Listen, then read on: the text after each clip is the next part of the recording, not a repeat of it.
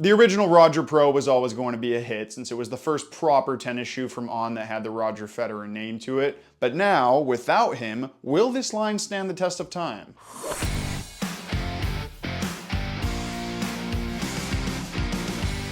Hey everybody, it's Luca from Rackets Runners. I've been able to slowly make my way back onto the court in the last couple of weeks, and I've been using the brand new On Roger Pro 2 for most of my sessions. As a huge Federer fan myself, I was obviously very excited when the original one came out, and it was definitely one of my favorite shoes over the past couple of years, but it wasn't quite good enough to be at the top of my pile all the time. It was probably time for an update, and they really had to knock it out of the park, because while his name has pulled by itself, he's obviously not on the court anymore promoting it. Now, as soon as I took the 2 out of the box, I could already tell it was quite different. But before we get into any of that, let me remind you that any of the products we talk about on this channel, you can check out on our website, racketsandrunners.ca. Also, please remember to like the video, subscribe to the channel, follow me in the store on Instagram, and let me know in the comment section what you want me to cover next. Now, first of all, let me just apologize for how dirty this one looks. I wore it a lot and tried cleaning it up, but that doesn't work too well with mesh unless you throw it in the wash, which I really didn't want to do. The reason I've got it out right now is that I want to show you just how different these two shoes look in terms of pretty much everything from the upper material, the general silhouette of the shoe, and also the outsole's tread. They obviously still share a few design similarities, but it's a pretty drastic overhaul, so let's go over some of those changes in more detail. The first thing that really stood out to me is that this shoe just looks much sleeker and more minimalistic altogether. It was more of an optics thing when I first saw it, but then I took a closer look and it's pretty obvious this was a conscious decision. First of all, the whole shoe is narrower, especially in the heel area.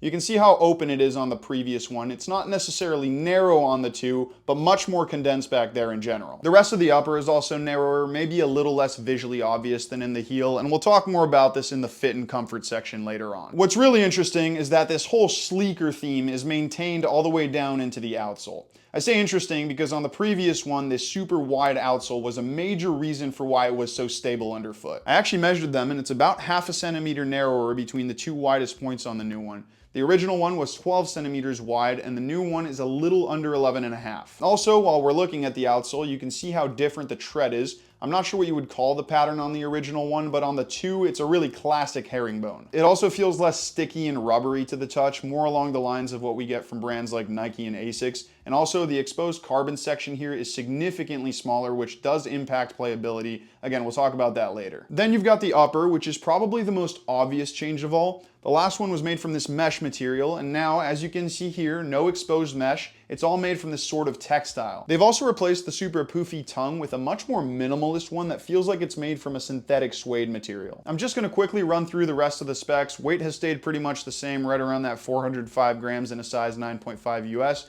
The heel to toe drop has gone from 10 to 8 millimeters, and that's about it. Now let's get into some more specific playability.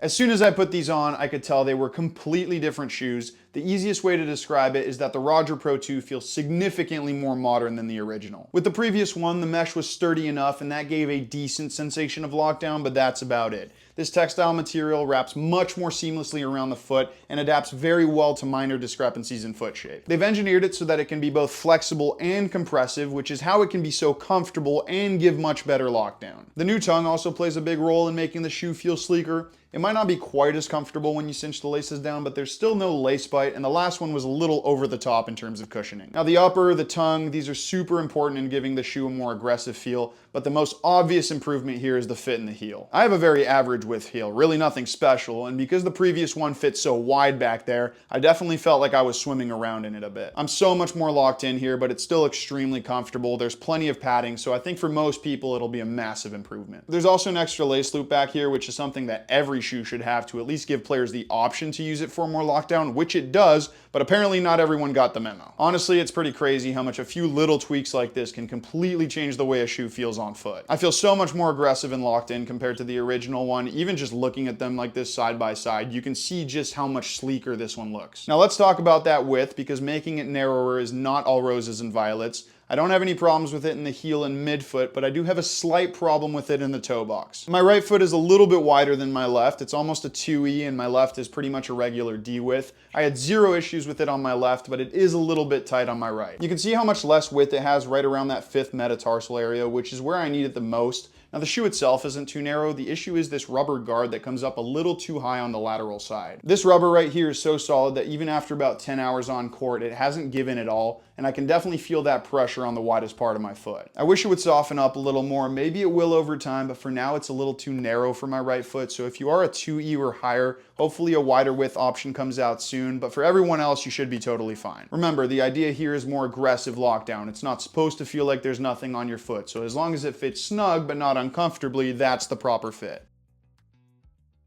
Now let's talk about stability, because like I mentioned earlier, the sleeker overall design doesn't just stop at the upper, it also has a narrower outsole, and outsole width is one of the most effective ways of making a shoe stable. It doesn't have the same pontoon-like stability where it feels like you're standing on top of an unmovable brick, but I'm personally not a big fan of that feel. It's also gotten a little more torsionally flexible. It's not a major change, but for those of you who like that ridiculously stiff and super wide outsole on the previous one, you might consider this a step in the wrong direction. I certainly don't. I'll talk about this more in the movement section later on, but I much prefer this narrower and more flexible feel, and I also want to make it clear that compared to most other shoes, this is still pretty wide and very stiff. The original one was just off the charts in both those characteristics, almost to the point where it was a little off-putting. This still maintains that DNA, it's a pro shoe after all, but I think it'll be more natural for most people. Now the outsole is obviously very important in determining stability, but it's not the only important thing, and most of the other changes here have improved stability, especially this textile upper. It's more laterally rigid than the mesh was on the previous one, and when you combine that with the more compressive feel that it has, you feel significantly more support from the upper itself. And whatever little bit of give it does have is almost totally negligible because of the rubber elements on the lateral sides here. You can actually see how much more aggressive that rubber element is here, so as much as I wish it was a little more comfortable, I can't deny that it is extremely effective at providing that lateral support and stability. So overall, I would say this is a more well-rounded shoe in terms of stability. I certainly think the upper and outsole work together as a more cohesive package. Some of you may prefer the old one because it's wider and more rigid, but I think this more flexible and sleeker feel is a major improvement, especially in terms of how the shoe moves.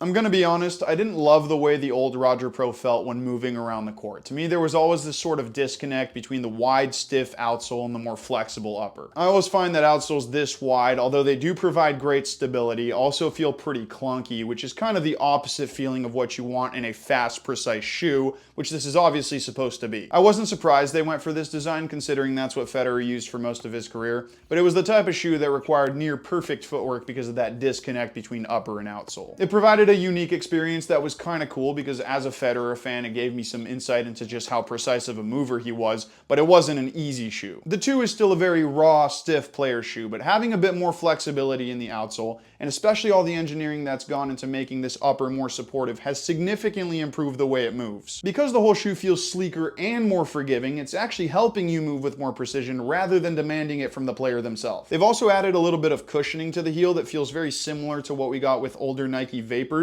Again, it's nothing major, this is still one of the stiffest shoes on the market, but it does help soften up the ride a little bit. Basically, the changes they've made make this shoe feel more like I think it's supposed to for players who want something precise and fast that's still demanding, but not quite as demanding as what one of the best players of all time would want it to feel like. The Roger Pro 1 was made for Roger Federer, the Roger Pro 2 is made for those of us who want to move like Roger Federer, but unfortunately aren't Roger Federer. I also much prefer this new outsole design. This slicker herringbone doesn't stick to the court as much, which adds to the more natural movement it has. Also, because the exposed carbon section is much smaller, there's more outsole that's in contact with the ground, which should make it more consistent for sliding. Now, obviously, because I am recovering from this ankle injury, I wasn't able to slide in it, but my guess is that it's much better than the original, which I barely ever tried sliding in. That shoe was so sticky that sliding was way too inconsistent for me. Just from feeling the way this one has a more natural hookup point, I can already tell it'll be better. And I also think the fact that Iga is actually using it is very telling. She slides a lot and actually kept using the gel res even after moving to On.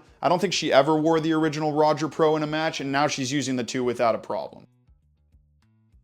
So if I haven't made it abundantly clear, this is a better shoe. Like, objectively speaking, it's a significant improvement in almost every department in terms of what we should be expecting for that aggressive, fast category of modern shoes. Federer liked what he liked, and that kind of backed On into a corner when they were designing something specifically for him. But now that he doesn't have to play with it professionally anymore, they were able to adapt it better for the average player. It's way more responsive, it feels much more nimble, it has better cushioning in the midsole while still being super stiff. So in terms of performance, they've knocked it out of the park. park. These are some of the best shoes in that fast category, and what sets them apart from something like a Nike Vapor or a Solution Speed is that they're significantly stiffer because of that carbon shank in the midsole. It's something we don't see a lot and part of what justifies their lofty price, and it really does provide a unique sensation of raw speed and energy return when you're moving quickly. If you like the previous Roger Pro, I'm sure you'll love it. In fact, you'll probably prefer it, unless of course you have a really wide foot, in which case, like I said, wait for a wide version, or you might have to look at something else. I'm a huge fan. I should technically go back to something with a little more cushioning to recover from this ankle thing, but once I'm fully healed, this will probably be my #1 shoe of choice. That's going to be it for this review. Thank you so much for watching, and remember that if you do want to try on any of the shoes we talk about here, you can come visit us in store, or if you want to buy them, you can check them out online at racketsandrunners.ca.